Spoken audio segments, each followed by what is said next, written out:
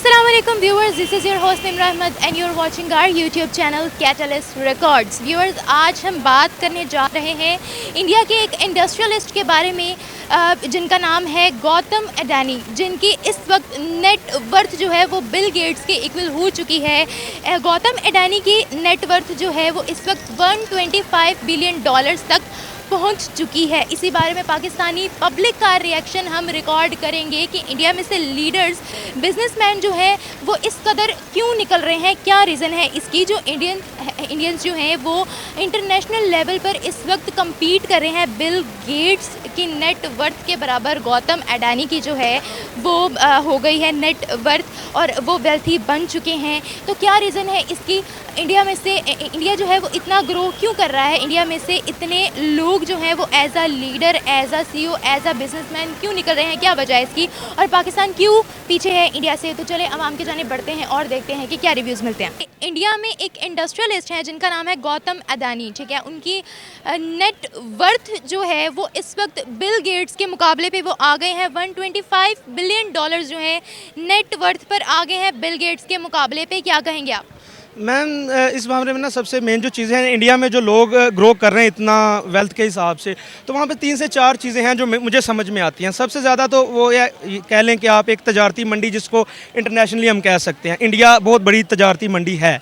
वहाँ पे IT industry grow कर रही है। और सबसे जो मेन चीज़ मुझे वहाँ पे समझ आती है ना, कि वहाँ पे पॉलिटिकल स्टेबिलिटी है।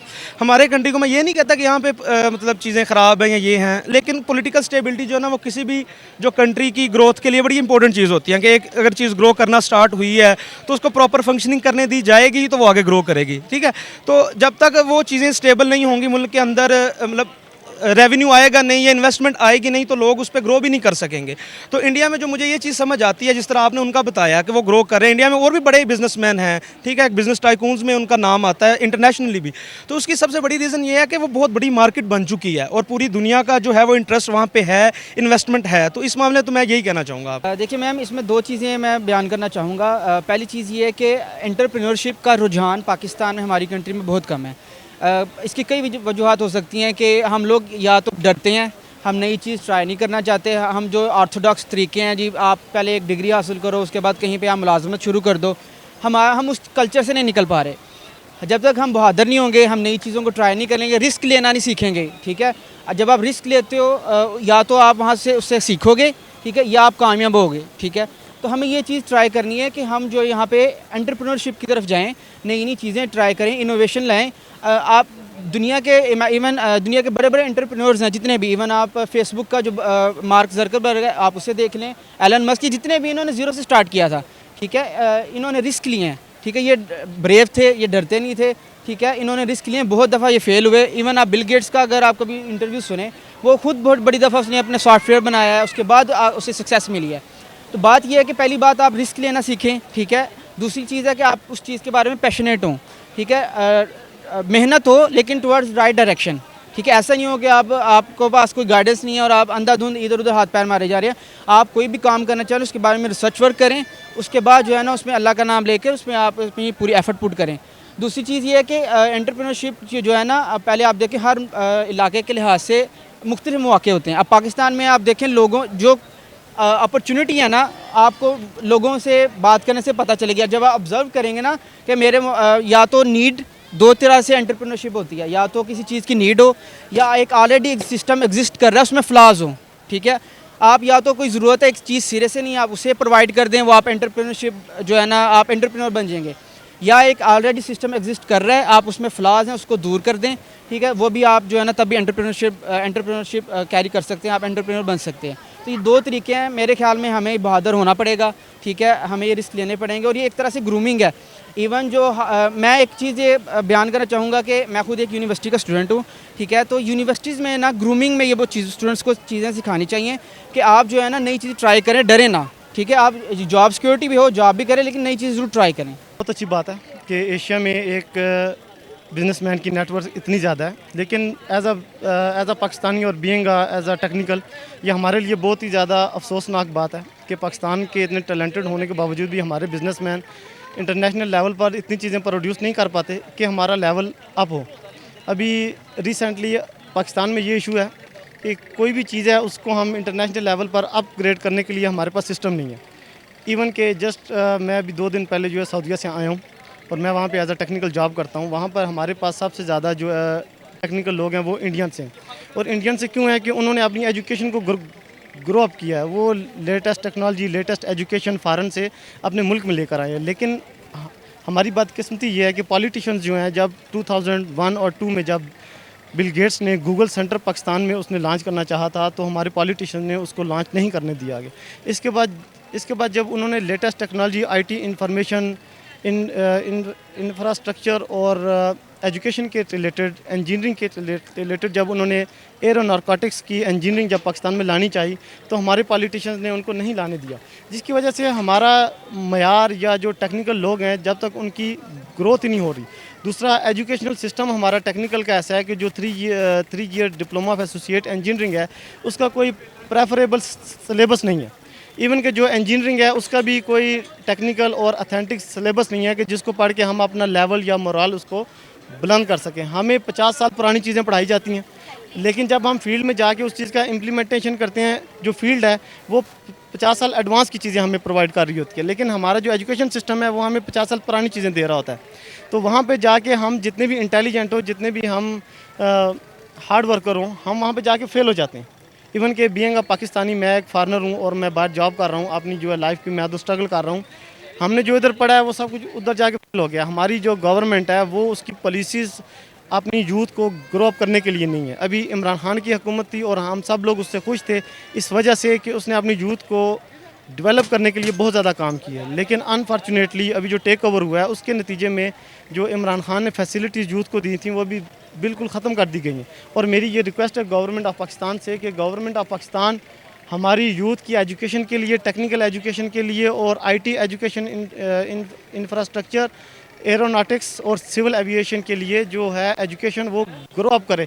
हमें पुरानी तालीम ना दे, जो एडवांस एजुकेशन है हमें वो प्रोवाइड करे, ताकि हमारे मुल्क में जो एजुकेटेड लोग हैं, जो बेरोज़गार हैं, जितनी वो खुदकुशियाँ कर रहे हैं या वो अपने मुल्क को छोड़ के बाहर जॉब करना प्रेफर कर रहे हैं, वो अपने मुल्क में जॉब करें और अपने मुल्क को ग्रो अप करें। Thank you. अच्छा सर, मुझे ये बताएं, जिस तरीके से इंडिया में से लीडर्स इस वक्त निकल रहे हैं, इंडिया ग्रो कर रहा है, इंटरनेशनल मार्केट को इंडिया कैसे अट्रैक्ट कर रहा है? इंडिया ने लास्ट 20 ईयर्स में जो काम किया ना, वो उसने ये काम किया कि उसने इंटरनेशनल लेवल की जितनी भी बेस्ट यूनिवर्सिटीज़ थी वो अपने मुल्क में ले आए। उसके जो लोग पहले यूरोप या कनाडा जाते थे एजुकेशन के लिए, उन्होंने वो यूनिवर्सिटीज़ उठा के अपने मुल्क में रख दी और उनकी एजुकेशन और फीस लेवल बहुत ज़्यादा डाउन कर दिया। तो उससे क्या हुआ कि उनकी यूथ जो थी, यहाँ पे फॉर एग्ज़ाम्पल यहाँ पे अगर 100 बच्चे हैं वो एफएससी करते हैं, वहाँ पे उनके वो 100 बच्चे जो हैं वो इंजीनियरिंग करते हैं, वो आईटी करते हैं। इवन के जो गूगल सेंटर अमेरिका में है वहाँ पे 30% जो लोग हैं वो इंडिया से हैं, वो इंडिया, तमिलनाडु, कर्नाटका से हैं, क्योंकि उन्होंने आईटी टेक्नोलॉजी, सॉफ्टवेयर इंजीनियरिंग को इतना ज़्यादा आम इंडिया में कर दिया है कि हर 5वां जो आदमी है या लड़का है, जो लड़की है, वो सॉफ्टवेयर इंजीनियर है। और पाकिस्तान की सबसे बड़ी खामी ये है कि हम अपनी घर की लेडीज़ को या बच्चों को, जो फीमेल्स होती हैं, हम उनको अप्रिशिएट नहीं करते, हम उनको सपोर्ट नहीं करते। वो इंटेलिजेंट भी हों लेकिन हम फिर भी उनको, हमारा एक मुआशरे का, हमारा कल्चर ऐसा है कि हम उनको दबा देते हैं, जबकि हमें ऐसा नहीं करना चाहिए। अगर कोई बंदा एजुकेशन में, इंटेलिजेंस में ऊपर आ रहा है तो हमें चाहिए कि हम उसको सपोर्ट करें और हम उसको उस लेवल पर लेकर जाएँ कि वो हमारे मुल्क के लिए कोई वो जो काम कर सके, हमारे मुल्क का नाम रोशन हो। तो इसके लिए यही है कि हमारी जो इंजीनियरिंग काउंसिल्स हैं या जो भी इसके रिस्पांसिबल बंदे हैं हुकूमत में है या जहाँ पर भी हैं, उन्हें चाहिए कि वो इंटरनेशनल यूनिवर्सिटीज़ या इंटरनेशनल कोर्सेज़ जो हैं आईटी और सॉफ्टवेयर के रिलेटेड वो पाकिस्तान में लेकर आएँ, ताकि हमारी जो यूथ है, जो एजुकेशन डेवलपमेंट है, वो अपग्रेड हो सके। मुझे ये बताएं कि इंडिया में से इस वक्त लीडर्स निकल रहे हैं, बिजनेसमैन निकल रहे हैं, इंटरनेशनल लेवल पे जो है इंडियंस कम्पीट कर रहे हैं, क्या वजह है इसकी? Why Indians, why not Pakistani? जी बिल्कुल मैम, इसमें जो मैंने चीज़ें एक ऑब्ज़र्व की है, क्योंकि मैंने जैसे पहले भी बयान किया कि मैं खुद यूनिवर्सिटी में रहा हूँ, मैंने पाकिस्तान का यूनिवर्सिटी कल्चर देखा है।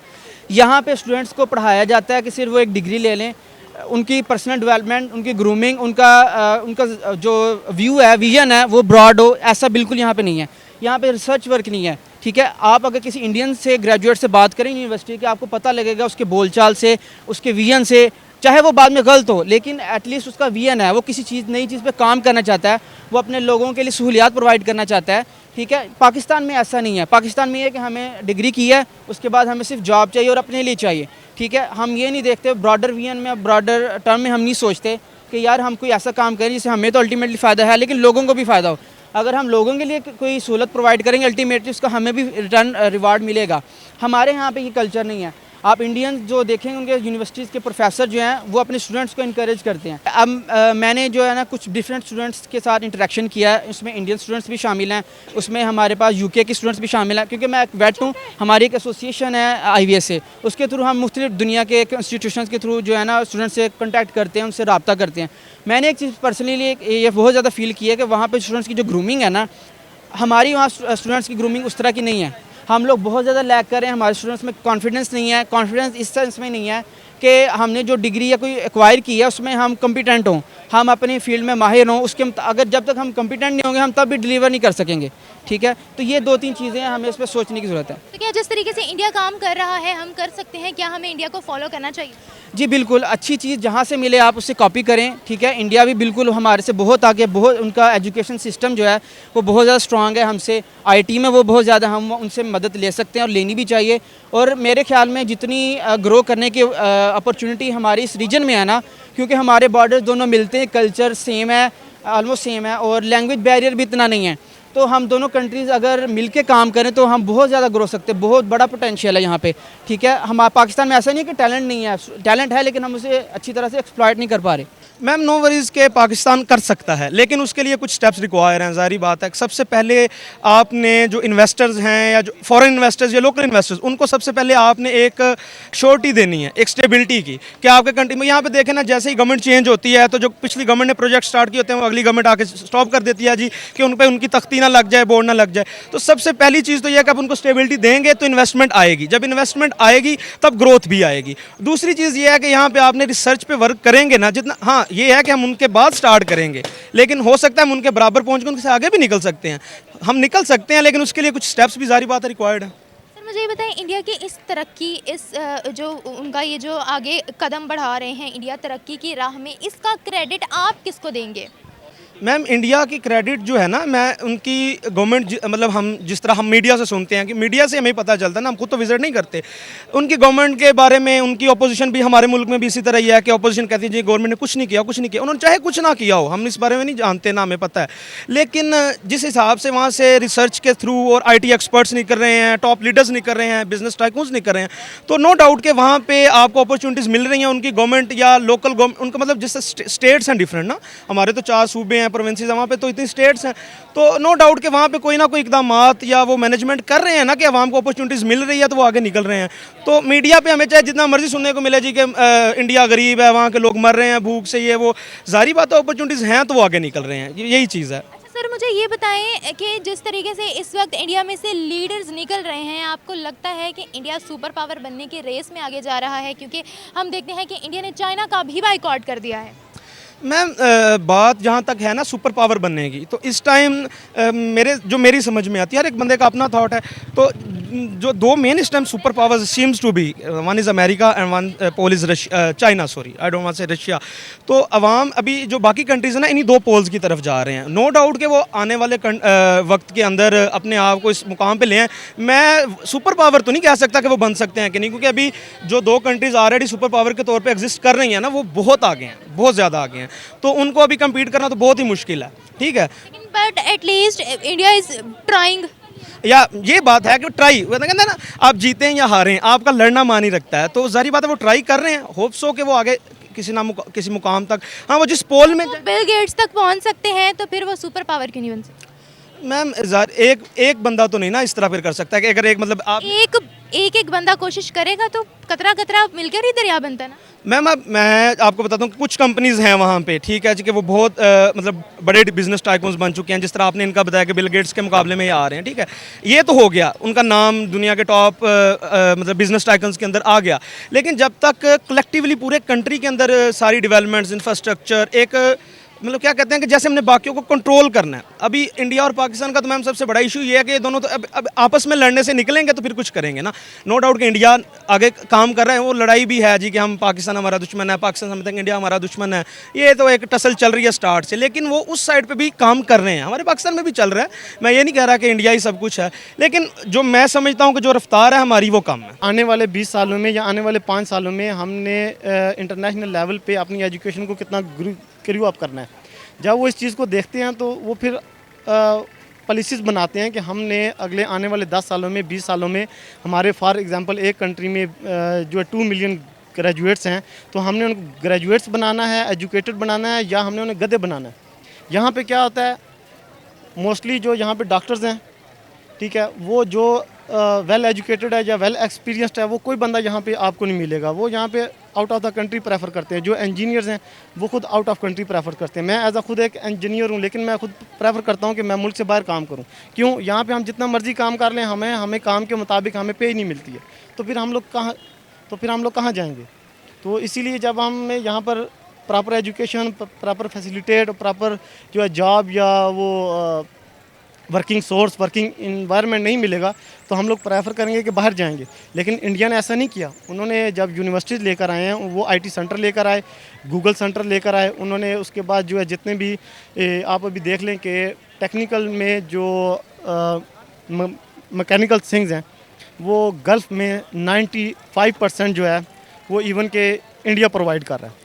रिसेंटली मैं आने से पहले मैंने कुछ चीज़ें परचेज़ की हैं, तो वहाँ से एक सीज़र जो कि पाकिस्तान से गई हुई है, उसके ऊपर लिखा हुआ है स्टेनलेस स्टील, लेकिन वो जो है वो लोहे की बनी हुई है।